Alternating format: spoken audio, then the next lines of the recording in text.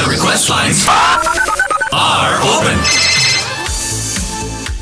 Okay, buckle up. This is a special by request edition of the Radio DJ Dude, which just so happens to be me. Hey there, I am Jeff. This is my all 80s radio station you're feasting your eyes on right now, XXX80s.com. A righteously rad time is waiting for you, so check it out. But that's not the point. The point is you, because it's all about you. Proving that I not only read your comments, but I spring to action and get things done for you. I received a note from a viewer who wanted me to do a tutorial on how I produce some of my movie drop-in sweepers and jingles. So heck yeah, that's what we're going to tackle on this by request edition. Running an all-80s station, I rely heavily on the pop culture gold with movie and TV show drop-ins. And as you can see in Radio DJ, the library is bulging with 80s fun. So what I want to do for you is break this down. First, where do you find the movie drop-ins? Second, where could you get your hands on some free production elements?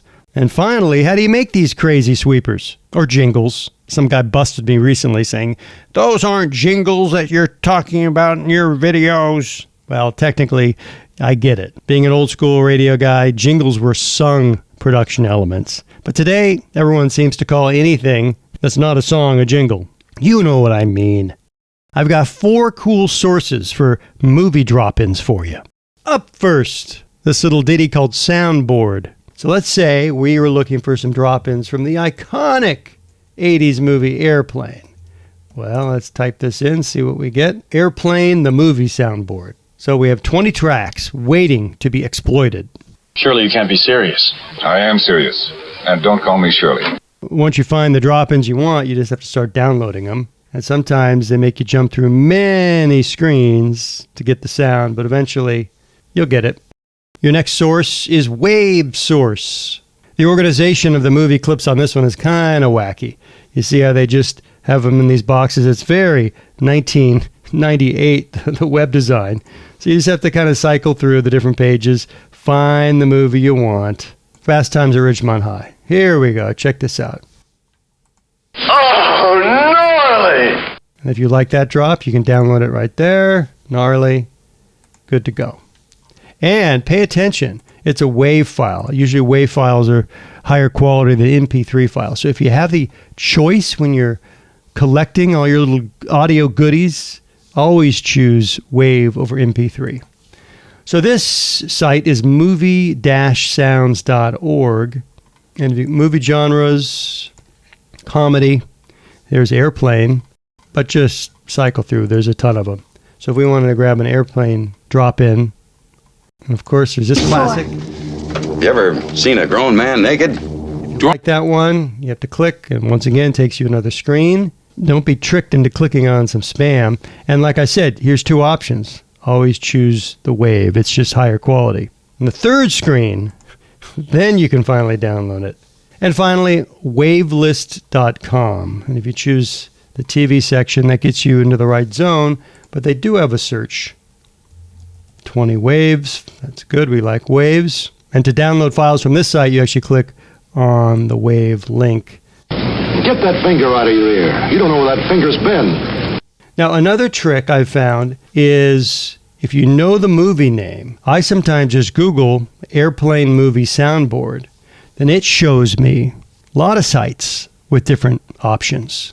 Now that your basket of audio nostalgia is bulging, let's grab some cool sound effects, some production elements, imaging sounds to really make these sweepers come to life.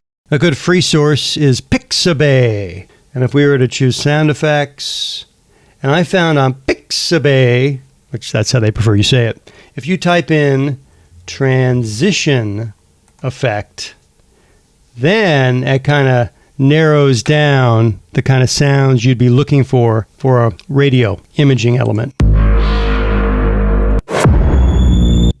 Like that. A whoosh, swoosh. Don't spend more than 2 days sampling sounds. Come on, we've got some elements to produce. I think a site that really knocks it out of the park is freesound.org. This is an absolute winner. And the search term that you want to go with here, radio imaging. Now, they're only going to serve up 9,024 sounds, so I really hope there's something in there for you.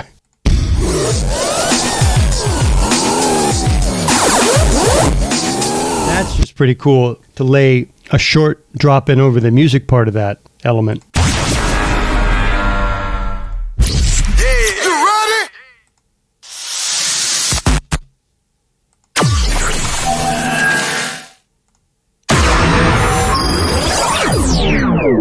So these are superstar elements. I definitely spend your time on freesound.org. Now that your hefty bag runneth over with your audio ingredients, we're going to pop over to Adobe Audition to see how we construct these things. And I want to showcase 3 options for movie drop-in driven sweepers or jingles. One category is showcase, the second is talkback, and the third is a hybrid or combo of the two. Movie showcase sweepers or jingles feature a standalone movie drop-in or audio clip in the beginning, and then there's some production element, and then your station name at the end to break it down in the most simple form. Here's an example. Bill, my friend. Yes, Ted, my friend. This has been a most excellent adventure. Triple X 80s. What, you want another? Okay, buckle up. What's happening, hot stuff? Triple X 80s. So like I said, with the showcase, you have a movie drop-in, you've got some radio imaging sound effect, and you've got your station voiceover. Very simple approach. Now we're going to add an imaging sound effect to the beginning of this sweeper. We have clearance, Clarence. Roger, Roger. What's our vector, Victor? Triple X 80s. Okay, one more. Next Saturday night, we're sending you back to the future. Triple X 80s.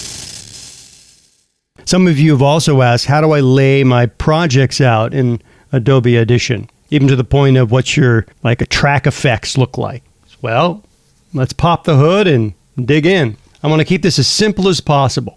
For the station ID voiceover elements, I basically have some compression and some reverb. And track organization is really important with audio production. You see how I have 2 tracks for VO, 2 tracks for drops, and 2 tracks for sound effects. Digging into my compressor settings for this particular voiceover, you'll see threshold -10, output gain 12, ratio 5:1. We're not going deep on the principles of compression, but you definitely need it on certain elements to really make them pop, give them a full sound. But every piece of audio is different and requires different settings. But this is a good benchmark. This is a good starting place. In case you're wondering, compression evens out the dynamic range between the loudest and the softest parts of your audio. And by leveling out the loud and the quiet parts of your sound, it just allows it to sit better in your mix and be heard more clearly. These are my reverb settings. Feel free to screenshot them and rip them off. A lot of times the audio quality won't be pristine and stellar for these movie drop-ins, so they do need a little audio enhancement, but I find just some basic compression goes a long way. And if you use, in addition, a tube modeled compressor and set it to vocal booster, you could see what's happening here. And it does a nice job. Another basic compressor effect is dynamics, where it's 4-in-1 plugin. You have a compressor, expander, limiter, a gate. Sometimes you just have to play around with the settings to find one that works best for your audio. Watch a couple videos on YouTube. I highly recommend this guy, Mike Russell's channel. He has a tonnage of content about audio processing, EQ, radio production. Definitely check out some of his content. I do have a second channel for the drop-ins where it's the compressor and some reverb. And a lot of times I'll use reverb on drop-ins that are mainly vocals only. They're dry, spoken word elements, where there's not a lot of music or sound design already baked into the clip. You add a little reverb and that adds some presence to the clip. And you may see, well, why are there 2 exact copies on top of each other? Well, if you double up your clips, you'll get a fuller sound, as you see here, which I also did with the station ID.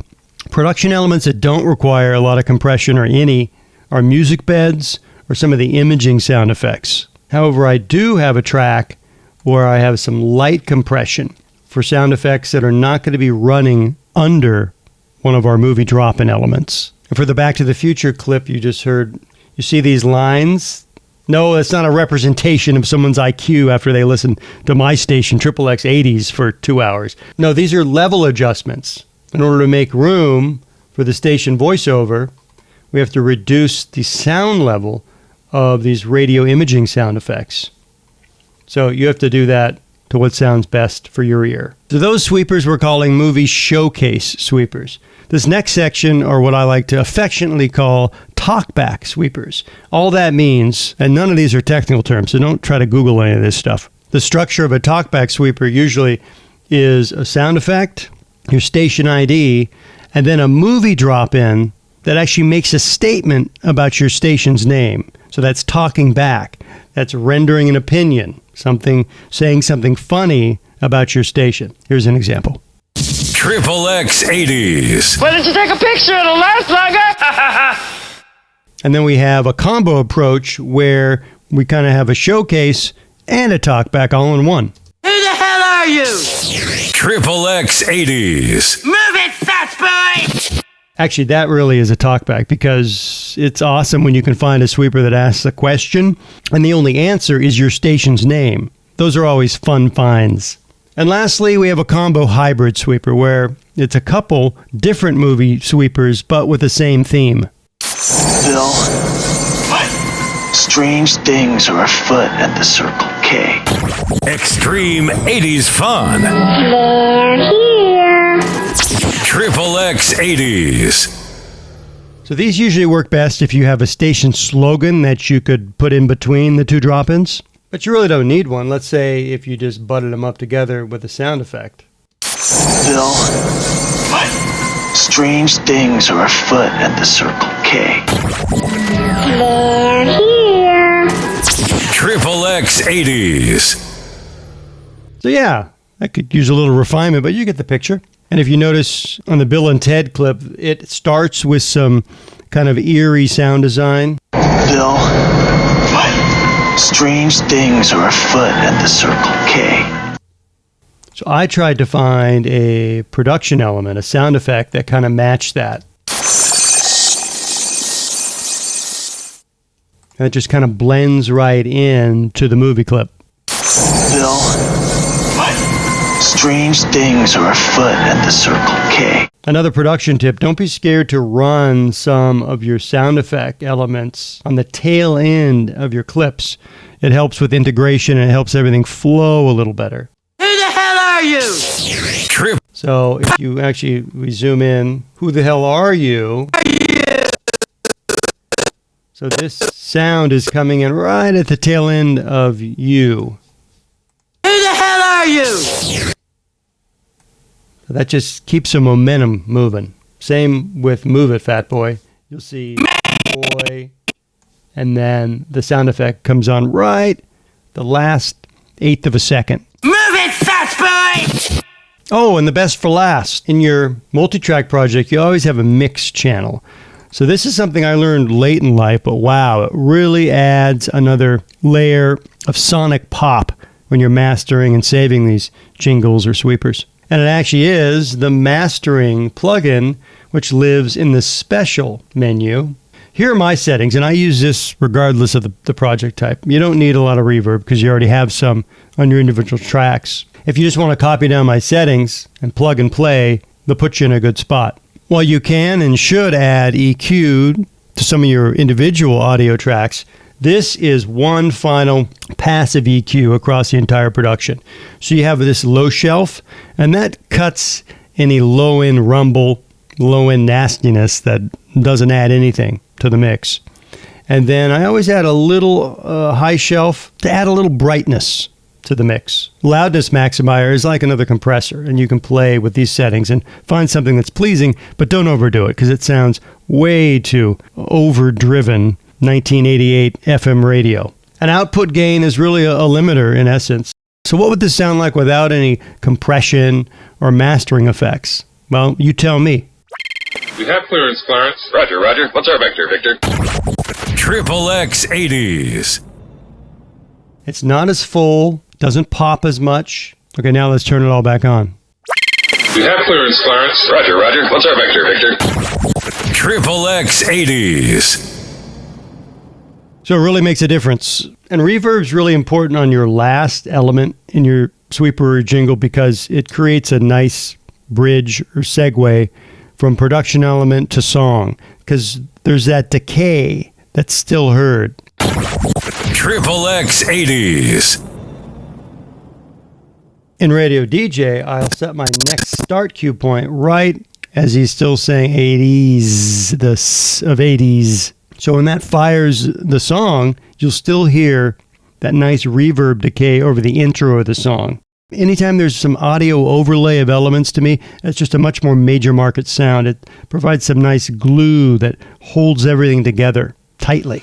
And to hear some of these wacky elements in action, please give this a spin, xxx80s.com. And what this video proves is I read your comments. I love them. So keep them coming. And maybe the next by request video could be inspired by sweet little old you. If you got anything from this video, please hit like. I'd appreciate a subscribe. I'm always whipping up something fresh in the Radio DJ kitchen for you. I definitely appreciate your time. I'm Jeff, the Radio DJ Dude, and most important, keep rocking those mics all over the world.